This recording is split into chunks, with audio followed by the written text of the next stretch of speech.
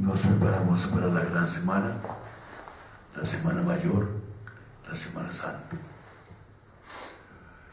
El próximo domingo es Domingo de Ramos. Entrada triunfal, pero humilde, del Mesías a Jerusalén. La Iglesia ha recogido ese acontecimiento y lo celebra. Le da realidad actual. Trae su memoria a los tiempos presentes. Vamos a meditar la palabra de Dios abundante que está en este domingo servida a todos en la liturgia. La primera lectura está tomada del libro de Isaías, uno de los cantos del siervo. Vamos a meditarla. Pidámosle la gracia al Espíritu Santo para que nos guíe, para que nos haga penetrar en el misterio de esta palabra que desborda una persona, un simple hombre.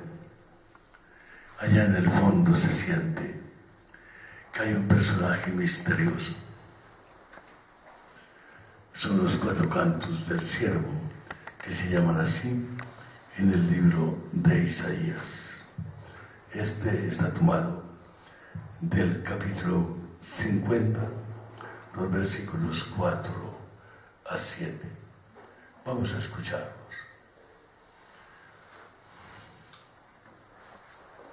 Mi Señor me ha dado una lengua de iniciado, para saber decir al abatido una palabra de aliento. Cada mañana me espabila el oído, para que escuche como los iniciados. El Señor Dios me ha abierto el oído, y yo no me he rebelado ni me he echado atrás. Ofrecí la espalda a los que me golpeaban, la mejilla a los que mesaban mi barba. No oculté el rostro a insultos y salivazos. Mi Señor me ayudaba, por eso no quedaba confundido. Por eso ofrecí el rostro como pedernal, y sé que no quedaré avergonzado. Palabra de Dios. Alabamos, Señor. Hay un contexto histórico. Es el segundo Isaías. Ese personaje misterioso se desenvuelve allí en el contexto de la repatriación. El pueblo está desterrado en Babilonia, suspira por la libertad, se le anuncia la libertad y se diría que hay un personaje que está haciendo la obra de Dios en esa liberación. ¿Quién es? Mucho se ha estudiado, mucho se ha querido conocer de él. Son 4 cantos llamados del siervo de Yahvé. Así los conoce la historia de la exégesis. No tiene nombre ese personaje. Es un profeta. ¿Pero quién? Se refiere a una persona concreta. ¿Quién sería? Todo lo que dice se realiza en una sola persona y nada más. O sea, todo cuanto se predica de él es posible que suceda solo en un hombre y nada más.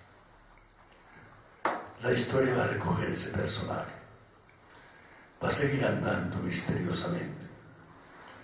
Cuando llegue el Evangelio, estas palabras se van a aplicar a Cristo. Se le va a dar un nombre, en nombre de su misión. ¿Cuál es? En primer lugar, es un profeta. El Señor me ha dado labios persuasivos para saber decir una palabra de aliento a los cansados. Ese Señor es su Padre Dios. Es Yahvé, por eso se llama el siervo de Yahvé. Es un profeta que, como todo profeta, recibe de Dios la palabra. La palabra no nace en él. El contenido de la palabra, mucho menos. Tiene un origen que es el mismo corazón de Dios. Él me ha dado labios persuasivos. Labios para pronunciar esa palabra. Para que esa palabra sea igualmente persuasiva. Eso sea una palabra que llegue a personas que necesitan consuelo y que ponen en esas palabras su esperanza. Son persuadidos de que todo va a pasar, de que llegará la hora de la liberación. Ese profeta se agita en medio de ese pueblo que espera su liberación impacientemente, que a veces pierde la esperanza, que necesita ser reanimado. Allí está la voz de ese profeta desconocido.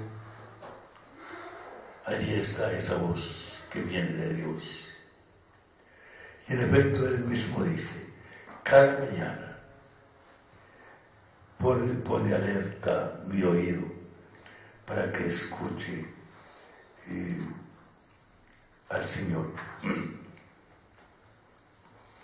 A veces hay palabras un poco desconocidas. Ordinariamente en estas traducciones de la Biblia se habla de espabilar el oído. Yo creo que ustedes nunca han oído esa palabra, ni en su casa, ni en el colegio, ni en la universidad, ni en ninguna parte. Significa, como dice este texto, poner alerta el oído, hacer que escuche, que ponga atención, que se dirija hacia esa palabra que viene. Cada mañana significa la insistencia divina en estar ahí, en el cada día del hombre, en medio de sus angustias, para que reciba esa palabra persuasiva que viene de Dios, palabra eficaz, como las palabras divinas, palabras de consolación capaces de cambiar precisamente situaciones. El Señor me abrió el oído. Yo no he puesto resistencia, ni me he vuelto atrás. 3 pasos. El Señor me abrió el oído. ¿Cuántos sordos quisieran que el Señor les abriera el oído? Pero este abrir el oído es especial. Es aquel que está atento a la escucha de Dios, a la escucha diaria de Dios. No viene de nuestra propia iniciativa, es de Dios y nada más. El Señor me abrió el oído. El segundo paso, yo no he opuesto resistencia. Esa palabra de Dios trae una misión que incluso va a ser dolorosa. El 4º canto del siervo nos va a describir la pasión de ese siervo, con un lenguaje que es conmovedor. Está en el capítulo 53, el último versículo del 52 y todo el capítulo 53 de Isaías. Esa palabra incluso ha sido recogida para describir la pasión del Señor Jesús. Es la pasión del siervo que finalmente va a ser la pasión de Cristo. Dice, no me he opuesto, no me he retraído, no he opuesto resistencia. no me he vuelto atrás. Sabe que la misión que tiene le va a costar y no huye de ella, no la desecha, la acoge fuertemente, poderosamente. Ya lo encontramos en Cristo todo esto. Y describe un poco lo que le va a costar, con palabras a veces un poco difíciles. No he puesto resistencia, he dejado que me azoten las espaldas, que me arranquen la barba. La Biblia traduce, las Biblias traducen muchas veces ese mesar la barba, que es precisamente en los que usan la barba larga, el que alguien tome a esa persona por la barba y le arranque la barba con fuerza. Martirio, seguramente, que me arranquen la barba. No he escondido el rostro a los que me insultaban, a los que me escupían. La pasión. Eso es lo que él ha aceptado. Es ante eso, ante lo que no se ha echado atrás, lo que no ha rehuido. ¿Dónde está su poder? ¿Cómo va a actuar? ¿Cómo va a resistir? Él lo confiesa. No es él. Hay detrás una mano poderosa que lo sostiene. Él es quien me ayuda. Por eso no me rindo a los insultos. Por eso me mantengo firme como roca. Y estoy seguro de que Él nunca me defraudará. Qué hermoso texto. Esa es la debilidad del hombre puesta al servicio del poder de Dios, de la fortaleza divina. Cuando Él se declara una roca, no es un hombre que es roca. La Escritura reserva esa palabra para Dios por toda su resistencia al tiempo, a todas las tempestades, a todos los terremotos. Las rocas siempre quedan allí, inconmovibles, después de que pasen las tormentas. Tenemos pues esa primera palabra. Nos interrogamos, ¿quién es ese personaje?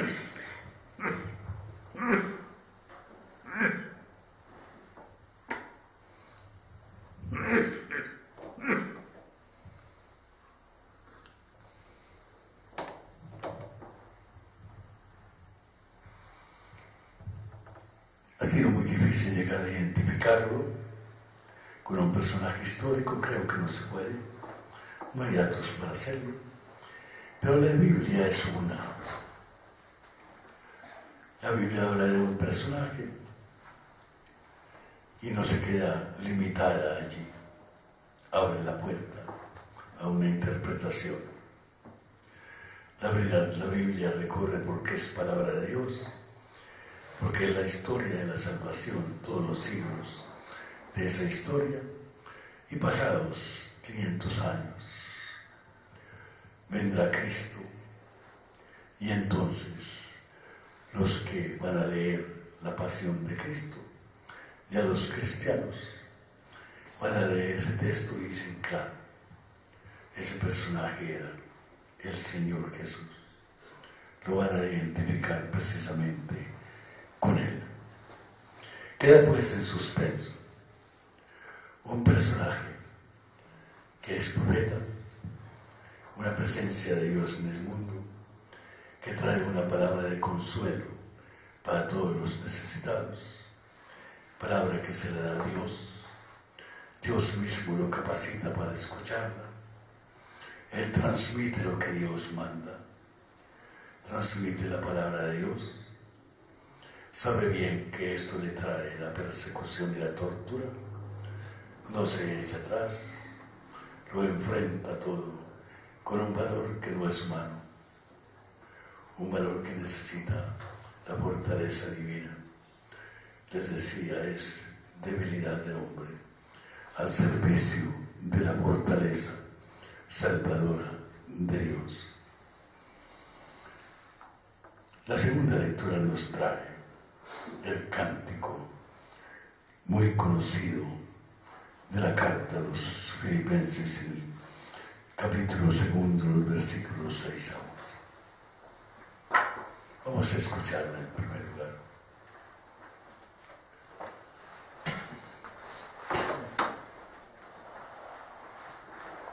De la carta del apóstol San Pablo a los Filipenses. Cristo Jesús, siendo de condición divina, no se aferró a su igualdad con Dios. Al contrario, se anonadó a sí mismo y tomó la condición de esclavo. Hombre igual a todos y con las apariencias de un hombre cualquiera, se humilló haciéndose obediente hasta la muerte y una muerte de cruz. Por eso Dios lo encumbró sobre todos y le concedió el nombre que sobrepasa todo nombre, de modo que al oír ese nombre, toda rodilla se doble en el cielo, en la tierra y en el infierno, y toda boca reconozca, para gloria de Dios Padre, que Jesucristo es el Señor. Palabra de Dios. Alabamos, Señor. Ya esta palabra nos trae una identificación del cielo, ya que aparece un nombre histórico, el nombre de Jesús. Lo dice el Cristo Jesús, Cristo el ungido de Dios, aquel que lleva la unción divina para la misión. Y Jesús, el nombre humano de Jesús, ese que revela su condición profundamente humana, ese que lo hacía conocido en su pueblo y en medio de su gente. Cuando era llamado e interpelado, le daban ese nombre, lo llamaban Jesús. Ese es el personaje de que se trata. Tenemos probablemente un cántico de los primeros cristianos. Es posible que cuando San Pablo, por allá en el año 50 y tantos, escriba esta carta, conozca ese texto. Ya ese texto existía antes de él. Es un canto que seguramente usaban las comunidades primitivas en su liturgia, cuando empezaron a cantar el nombre de Dios, cuando empezaron a cantar el nombre de Jesús, el misterio de su persona. Tiene tres partes ese canto, esa letra. Una primera, una preexistencia divina, un ser de Cristo Jesús en el seno de Dios, antes de todo. Era de condición divina, siendo de condición divina. No se aferró. Hay una traducción difícil para esto a través del tiempo. A una igualdad con Dios. Es el misterio de la encarnación. Para encarnarse de hombre, al asumir la condición humana, ha puesto un velo grande a su condición divina. No se aferró a manifestarse en la encarnación como Dios. ¿Qué tal? Que todo el mundo lo hubiera visto simplemente como Dios. Y nada más. Asumió la condición humana. Primer paso, su preexistencia divina. Segundo paso, su entrada al mundo como un hombre verdadero. Un hombre que nace, que crece, que se educa, que padece, que sufre hambre, que sufre sed, que sueña, que come, que comparte con todos los demás, que trabaja. Un hombre, por eso dice, se comportó como un hombre cualquiera. Ese hombre tiene una capacidad para ir incluso por ser hombre a la muerte. Es posible que esa frasecita se rebajó incluso a una muerte, y esa frasecita que dice, y a una muerte de cruz. Es posible que esa frasecita venga de San Pablo, que él la haya introducido. No lo sabemos. Posible. Pues bien, muerte de cruz, condición humana, sacrificio total, sacrificio de víctima, porque su muerte no es una muerte meramente natural, no fue natural, claro, pero es una muerte que tiene una significación profunda. Es la víctima del sacerdote. En él se da el sacerdote, la víctima y el altar. Él hace las tres cosas, las tres realidades. ¿Qué pasó? Hasta ahí viene la expresión de Cristo hombre. Pero ahí entra Dios el Padre a actuar. Tercer paso, tercera estrofa. Dios Padre lo exaltó. Estaba en la humillación del sepulcro. Lo exaltó. Viene para él, por consiguiente, la gran experiencia de la resurrección. De entrar vivo como persona en el misterio de Dios. Lo exaltó sobre todo. Le concedió el nombre. No olviden que esa palabra nombre es muy rica. Es una palabra que hay que desentrañar. No significa simplemente una designación. No es simplemente decirle cómo se llama usted y uno dice el nombre. No. Le concedió el nombre. Él tenía un nombre. Se llamaba Jesús. Su condición humana. No necesitaba otro nombre. Pero este texto nos dice que le concedió el nombre, con artículo. No un nombre, sino el nombre. ¿Cuál nombre? El que está por encima de todo nombre. Por encima de todo nombre. El que está por encima de toda realidad humana. ¿Cuál es ese nombre? Ese nombre nos va a decir, es el nombre de Señor. Ante Él se dobla toda rodilla, o sea, es un nombre divino. Porque el hombre solamente verdaderamente ante Dios para adorarlo puede dignamente doblar la rodilla. Le concedió el nombre sobre todo nombre. Toda la rodilla, todo hombre de la historia, hombres, mujeres, a lo largo del tiempo, se doble en el cielo, en la tierra, en los abismos, decimos, en el infierno, dicen algunos. No, tenemos aquí una expresión de la manera como ellos veían el mundo. Un mundo superior, el cielo, el propio de Dios. Un mundo medio, la tierra, donde el hombre vive y se desenvuelve, donde desarrolla su condición humana. Y luego los difuntos, que para ellos están en un mundo inferior. La palabra infierno significa inferior simplemente.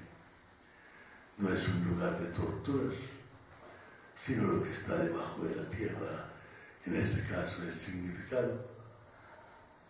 Por eso hablan de un abismo, de lo que sea, Sheol llamaban los hebreos. Allí iban a parar todos los difuntos.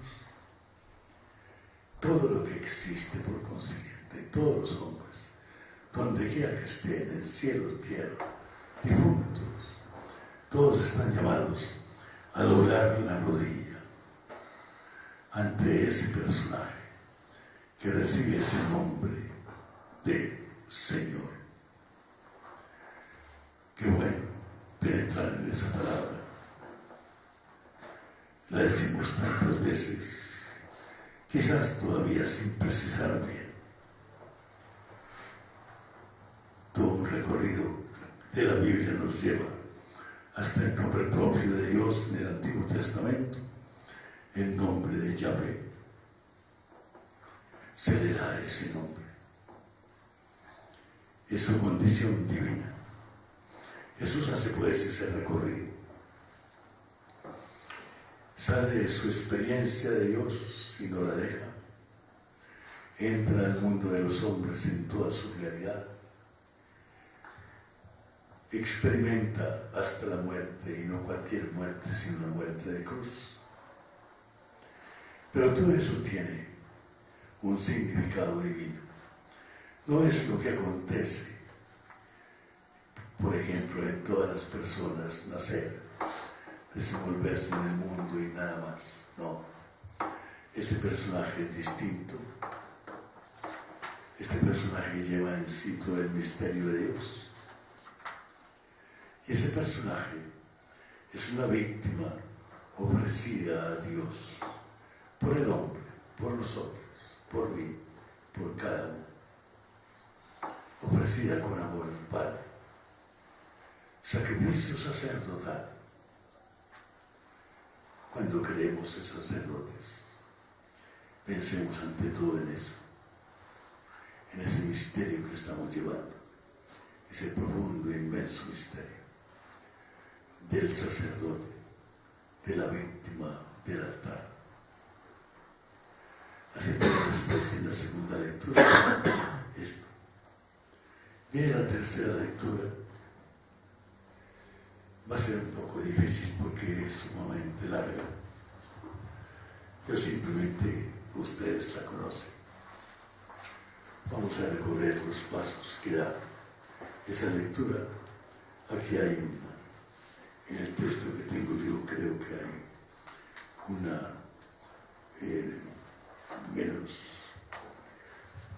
una lectura recortada de la pasión de Cristo.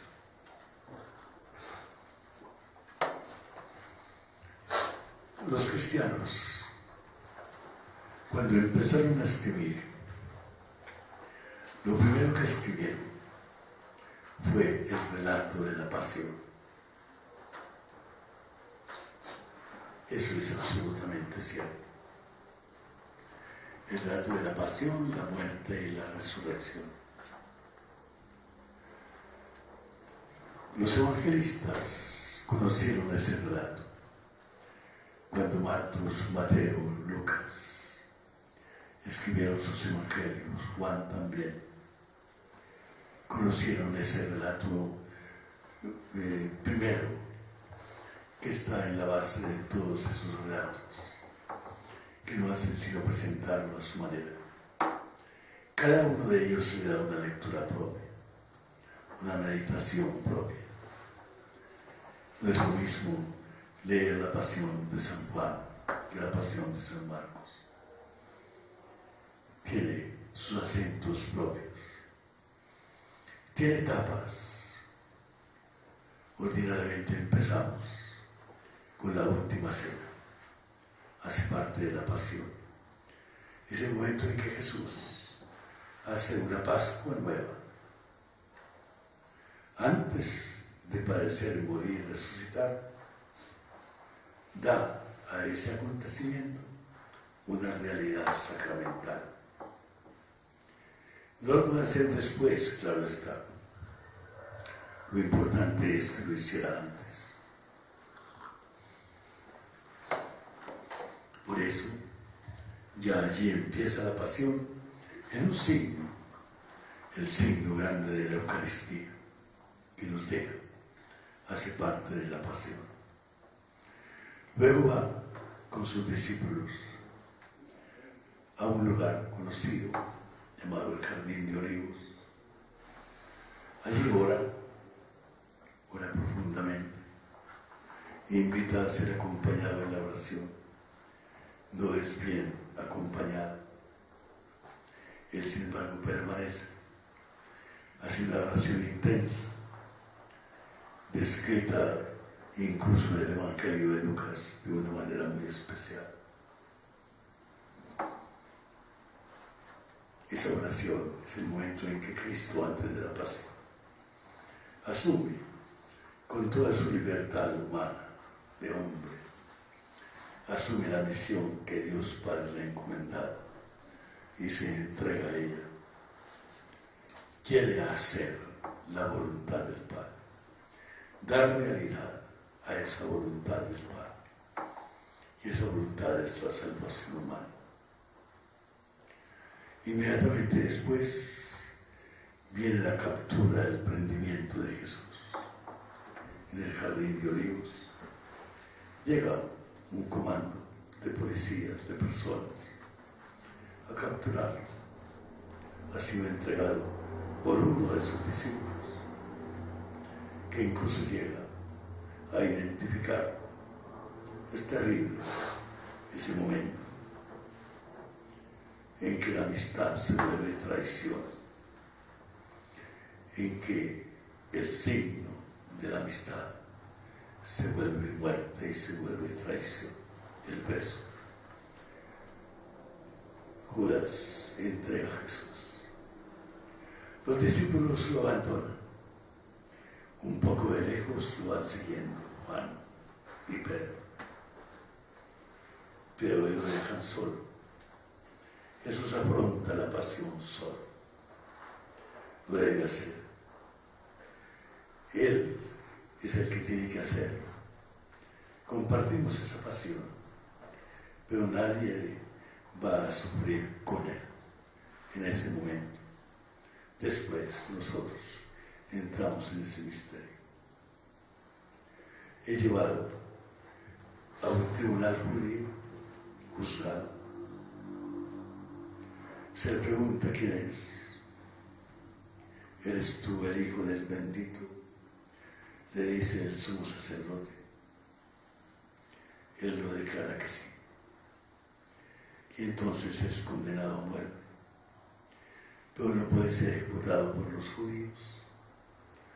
Y entonces es conducido por su pueblo ante el gobernador romano, Poncio Pilato. Personaje desconocido.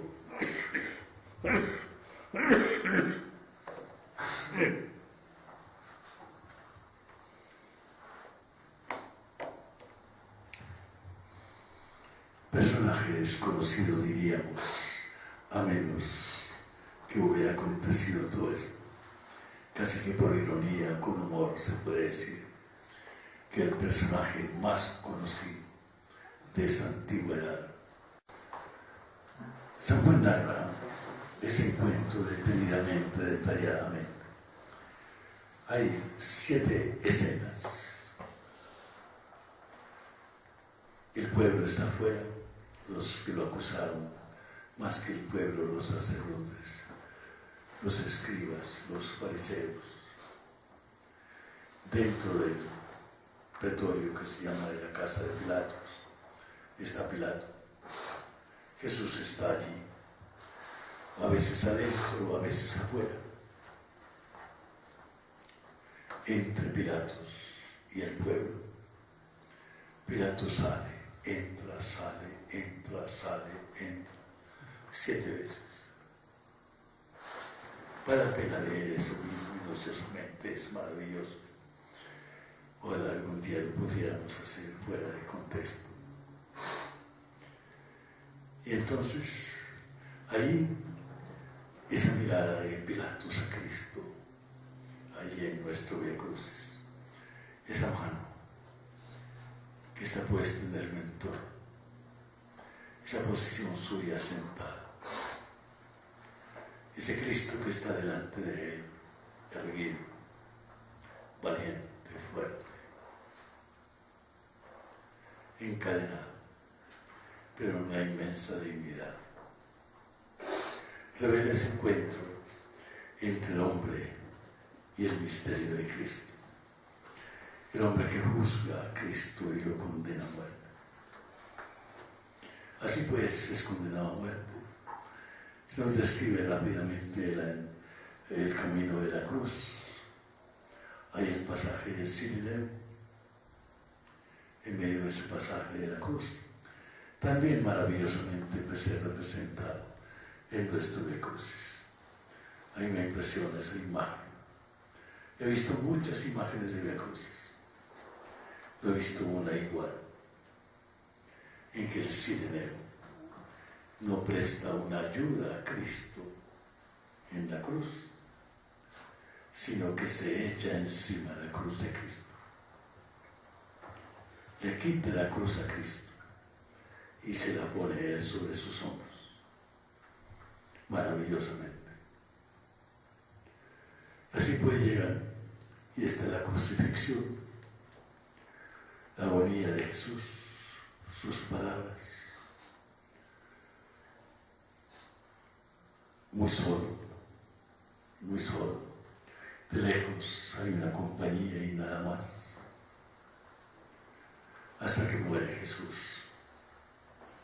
Muere como una muerte digna del hombre de Dios que hay en él. Vienen los discípulos a recoger el cuerpo de Jesús.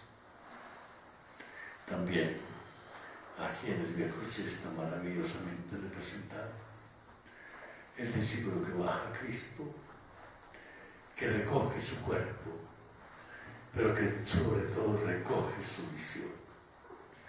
Ahí hay un difunto y un vivo que se anudan, que se vuelven uno solo. El difunto es Cristo, el vivo es el discípulo. ¿A quién lleva ese vivo que está allí, ese Arimatea, José de Arimatea? Es al Maestro. Lo baja de la cruz y recoge no solamente su cuerpo, sobre todo recoge su misión, la hace suya. Ese discípulo vivo nos quiere decir que Jesús no ha muerto físicamente, pero su obra queda viva en el discípulo que lo recoge y va al entierro. Se nos describe ese entierro de esa manera como se suelen enterrar los judíos en la época. Drama maravilloso. No pasa nunca en la historia. Ha sido representado, ha sido estudiado, pero sobre todo para nosotros lo más importante es que más de una representación, lo que merece es el amanecer vivido. La pasión de Cristo no es un espectáculo, no lo olvidemos. Para muchos es un espectáculo. Muchos hacen viajes para ir a ver una pasión de Cristo por allá en algún sitio, como en Colombia se va, por ejemplo, a Popayán. Hacen fama aquellas maravillosas esculturas de talla española, ecuatoriana quizás, con esos grandes talladores que existieron, indígenas. Cuando estuve ahora por allá, en la sala que me hospedé en una de esas reuniones, había una foto impresionante. Me pareció impresionante, de una talla del indio Caspicara, una talla del rostro de Jesús, admirable.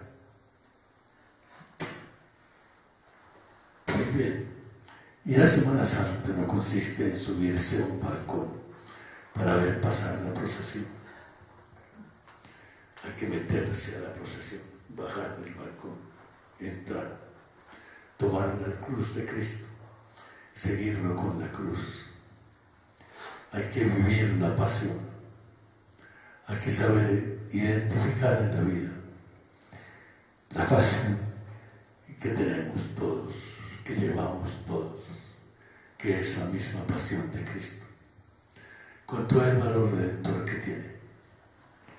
La consagración sacerdotal, de una manera muy especial, lo está diciendo. El Cristo que sigue el sacerdote es ese. El Cristo víctima. Ese es el Cristo sacerdote que nos comparte su sacerdocio.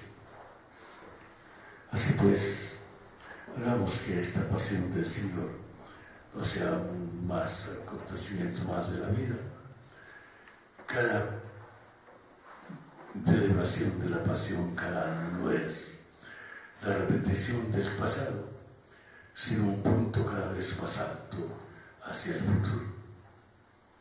Pidamos al Señor que compartamos su pasión, la pasión del hombre y del mundo de hoy. Jesús sigue viviendo su pasión en todos los que sufren, y en todo ello hay una semilla de resurrección.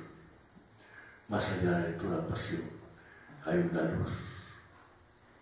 Esa luz se llama resurrección, con Cristo y en Cristo. Amén. Amén. Queremos, Señor Jesús, que vengas entre nosotros.